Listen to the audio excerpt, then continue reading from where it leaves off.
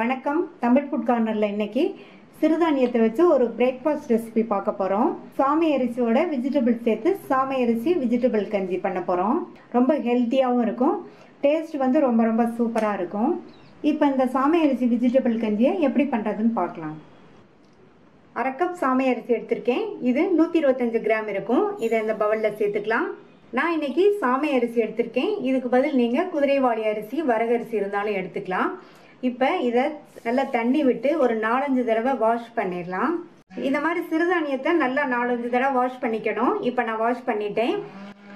இதில் முங்குற அளவுக்கு தண்ணி சேர்த்து அரை மணி நேரம் ஊற வச்சுக்கலாம்.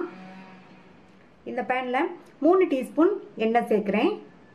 எண்ணெய் சூடானதும் அதில் அரை டீஸ்பூன் சீரகம் சேர்த்துக்கங்க. சீரகம் பொரிஞ்சிருச்சு. அது கூட 5-6 பூண்டை சேர்த்துக்கலாம். கூடவே ஒரே ஒரு பச்சை மிளகாவை கீரி சேர்த்துக்கங்க. அடுத்து 7-8 வெங்காயத்தை இந்த மாதிரி சின்ன சின்னதாக கட் பண்ணி வச்சுருக்கேன். அதை சேர்த்துக்கலாம். இப்போ எல்லாத்தையும் வதக்கி விட்டுக்கலாம். வெங்காயம் ஓரளவு வதங்கினா போதும். கலர் மாதிரி வதங்க வேண்டியதில்லை.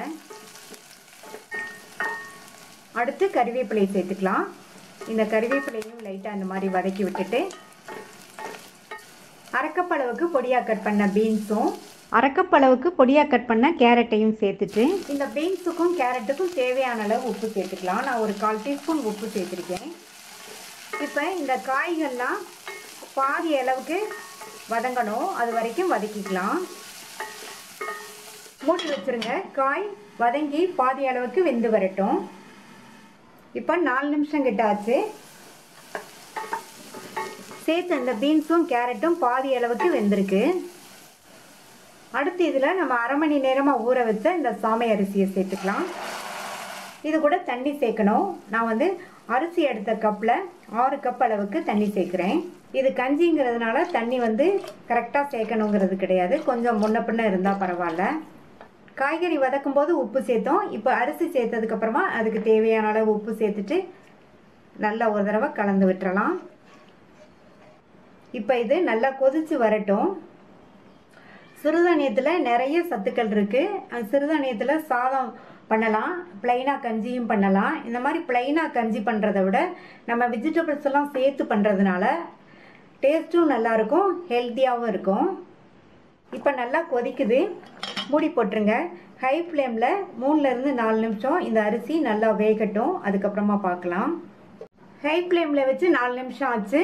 சாதம் வெஜிடபிள்ஸோடு சேர்ந்து வெந்து நம்மளுடைய சாமை அரிசி கஞ்சி ரெடி ஆயிடுச்சு.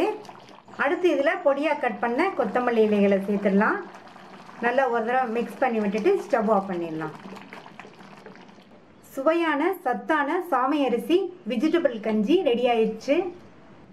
இந்த கஞ்சிக்கு சைட் டிஷ்ஷாக துவையல், ஊறுகாய் இந்த மாதிரி எது வேணாலும் வச்சுக்கலாம்.